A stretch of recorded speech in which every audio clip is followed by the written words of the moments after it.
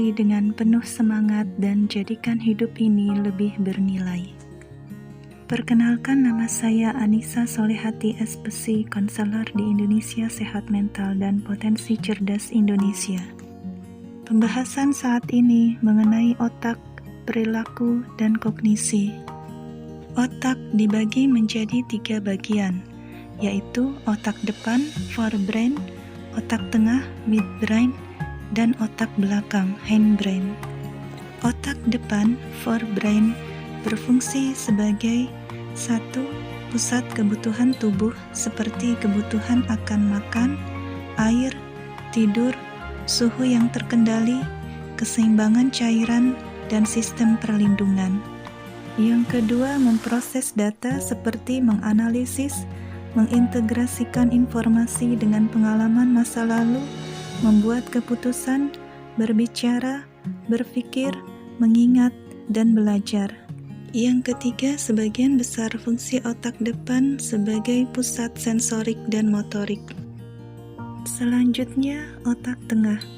Otak tengah atau midbrain berfungsi menerima beberapa informasi sensorik dan mengendalikan beberapa otot. Yang terakhir, otak belakang atau hindbrain berfungsi menahan pengendalian utama terhadap kegiatan-kegiatan tubuh yang vital seperti pencernaan, peredaran darah, pernafasan, gerak refleks tertentu, keseimbangan tubuh, dan equilibrium atau keseimbangan secara umum. Pada otak ada lapisan yang disebut korteks.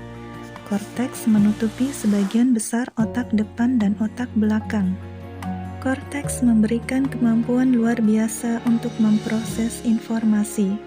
Semakin besar makhluk berperilaku cerdas, maka semakin besar korteks yang dimilikinya.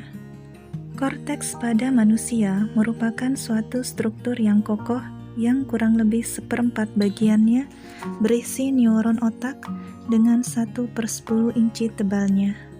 Korteks yang melengkapi otak membagi atas 4 lobus. Yang pertama lobus frontal, yang kedua lobus parietal, yang ketiga lobus temporal, dan yang keempat lobus occipital. Yang pertama lobus frontal berada di daerah dahi, berperan penting dalam kegiatan mental yang tinggi seperti merumuskan rencana-rencana, memproses ingatan, menginterpretasikan ingatan-ingatan, dan juga secara kritis mengikut sertakan pengiriman impuls motorik kepada otot atau memungkinkan otot mampu bergerak dengan baik dan tepat. Yang kedua, lobus parietal berada di tengah-tengah. Pada lobus parietal berisi daerah-daerah yang mencakup pengendalian ucapan, pembicaraan, mencatat, dan menganalisis pesan yang diterima dari luar dan dalam seperti sentuhan, tekanan, suhu, dan gerakan otot serta posisi tubuh. Yang ketiga, lobus temporal berada di atas telinga. Pada lobus temporal ini mencatat dan mensintesiskan data-data pendengaran. Yang keempat, lobus occipital berada di belakang. Pada lobus occipital ini menerima dan memproses informasi-informasi penglihatan.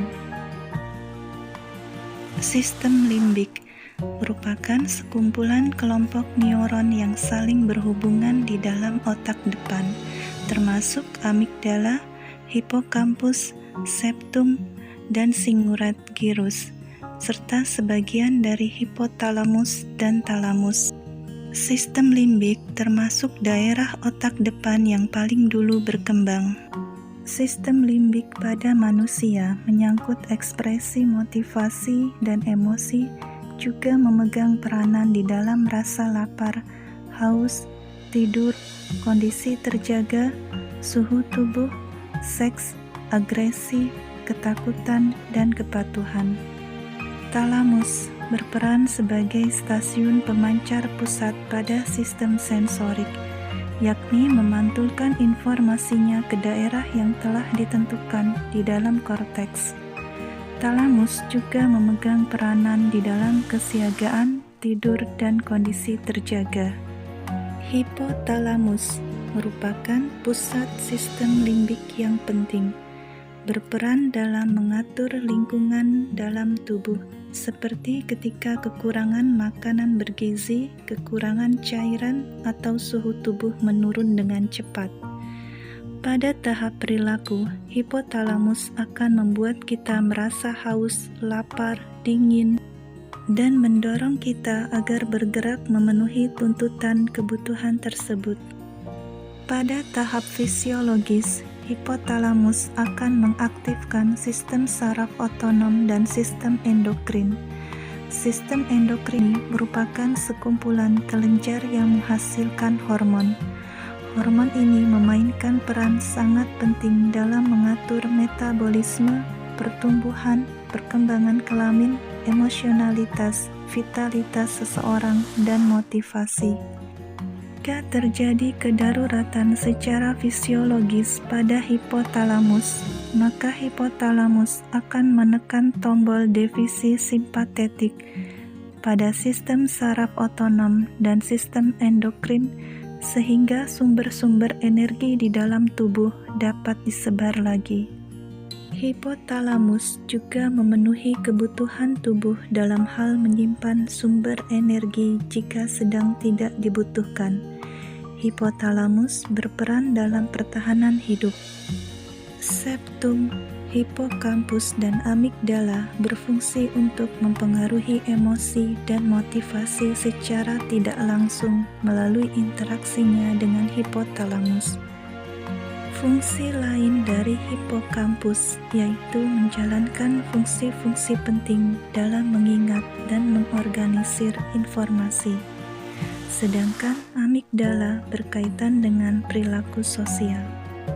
Kelenjar pituitari merupakan kelenjar utama dari sistem endokrin, terletak langsung di bawah hipotalamus pada dasar otak. Kelenjar pituitari jika dirangsang oleh hipotalamus, maka akan dapat melepaskan hormon dan merangsang proses-proses tubuh seperti pertumbuhan badan.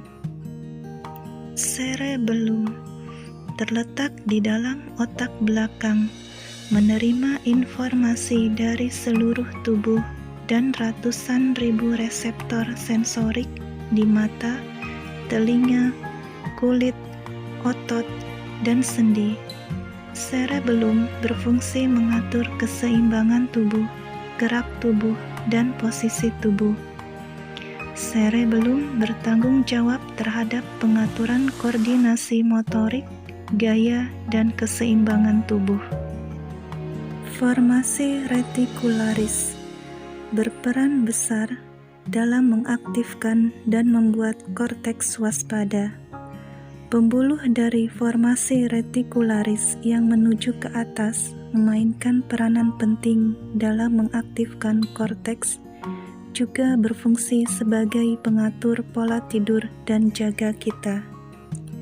Sedangkan pembuluh yang menuju ke bawah mempengaruhi ketegangan otot dan memungkinkan gerakan-gerakan yang terkoordinir.